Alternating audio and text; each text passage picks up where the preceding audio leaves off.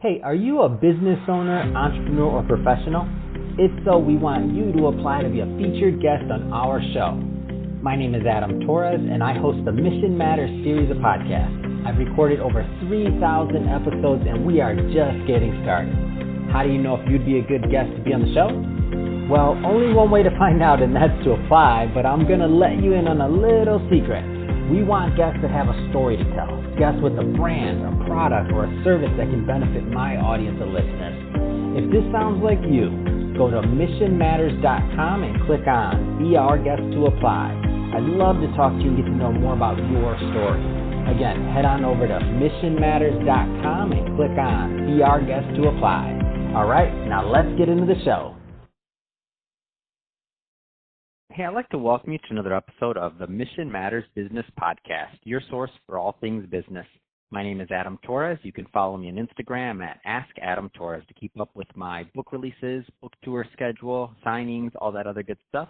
Always love to connect with you there. And as always, if you'd like to apply to become a co-author of one of my upcoming books, just head on over to the website, missionmatters.com, and click on Become an Author to apply. All right, so today I have Randy Lorensen on the line, and he's owner and CEO over at Premium Cabinets. Randy, welcome to the show. Thanks for having me, Adam. So, Randy, excited to get into today's topic. So we're going to talk about creating a duplicatable business model. But before we do that, I'd like to talk a little bit more about Premium Cabinets. Tell us a little bit more about the company, please. Yeah, Adam, we have just over 25 locations spread across the U.S. We have a pretty high concentration in the Midwest. I'm in Austin, Texas, so Texas, Oklahoma, Kansas, Missouri. But we have a location in New York. We've got locations in California and everywhere in between. And we have a group of independent dealers that have retail cabinet businesses, really focusing on helping people, middle class, but, we've put our cabinets in 10, 15, $20 million houses. And, we've got some value lines that we, have available as well. But primarily, we are focused on helping people get a good quality cabinet at a great value. Wonderful. So let's go further into today's topic. So how to create a duplicatable business model. That's exactly what you've done. So I guess let's just start with the obvious. So how did you create a duplicatable business model? Well, that's a great question. And it wasn't my intention starting out or something that we really, it came a little bit from necessity. I started out in this business without really knowing a lot about it as a one-man show. And there was a lot of trial and error. There was a lot of experimentation and figuring out what worked and what didn't work. And as I started growing and I got more excited about the business, I told some friends about it. And they got in the business. And then I kind of had to teach them how to do it. And then, like one of my friends that up in Oklahoma that got involved, he told his cousin, and his cousin got involved. And that's really how we grew, is just we had a great business opportunity, and I was excited to show that to people. But as we started growing, I realized there were things that I did that I had to figure out how to communicate them to other people, and I had to teach them to other people. So there was a lot of just really sitting down and thinking through processes and systems and how do we do it, and not leaving steps out, which is a little bit of a challenge for me sometimes because I'm moving fast and I will skip steps. So I really had to slow down and, write things out. But there was a lot of testing. It was figuring out what our core values were as a company and what drove us. Knowing what business we were in was a big part of it, which sounds crazy. The name of our company is Premium Cabinets, but we're really not in the cabinet business as much as an individual location is in the marketing business. As a national, in the marketing company driving business to that location and driving traffic. As a national company, we're almost more in the training business or a business in a box because of all those systems and being able to do everything from drive traffic to just, how do we greet a customer, or how do we get a review from that customer at the end of the process, and everything in the middle. It was really more of a business in a box approach as a national company, but a marketing on a local level. So, Randy, obviously, all business owners go through this. I don't care how much experience. Like we learn from our ups, our downs, sideways, everything in between. So, what mistakes did you make along the way that, obviously having the benefit of hindsight, you're like, oh, can't believe I did that. Yeah, there were a lot of little things that, helped us create those systems and processes. But I would say the one really big one that I point to was that we went from being that business in a box and really teaching people the business to trying to run the retail stores ourselves. And we had a system and a model that was working. That was where our expertise lied and what we were good at, but we weren't really smart enough to figure out that's what we were really good at.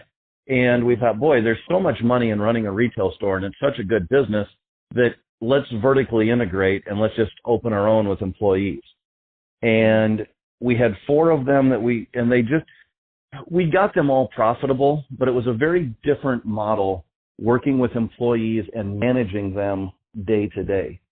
And we were very good at teaching people the business and training, but when it comes to here's how you do it, and then following up and role playing and a lot of the day-to-day things that came with managing, we just weren't very good at executing that part of the business. And while it took a lot of energy for us and was just, it was not really what we excelled at. So we sold the retail locations and have gone back to that basic business in a box and teaching people how to run a successful business. Wow. What a story. And I feel like there are many business owners out there that are listening that are either they had that cringe moment like, oh, we did that one too. And then there's some people out there listening that are in the middle of that, what you just mentioned with their own, prospective businesses. And then there's some that are on the path, like they're just going down that way. And they're like, is Randy talking to us? So really appreciate you sharing that story, because I feel like there's a lot of different ways to learn from it. So you mentioned, we've been talking this whole time about, business models and creating a duplicatable business model, something that works, obviously learning from our mistakes, all those good things we've covered. But even with the best duplicatable business model, company culture is always important. So I'm interested to hear about, your take on company culture overall and kind of how it's affected and or, helped over at Premium Cabinet. Yeah, great, Adam. And a lot of that really goes back to our core values. And, people talk about core values, but we really spent time thinking through them, developing them, tweaking them. We came up with, I think we originally had 5. We cut it down to 4. In a perfect world, I would love to have 1. It just, we couldn't figure out how to get there. I don't think it's as important what our core values are as that we had them.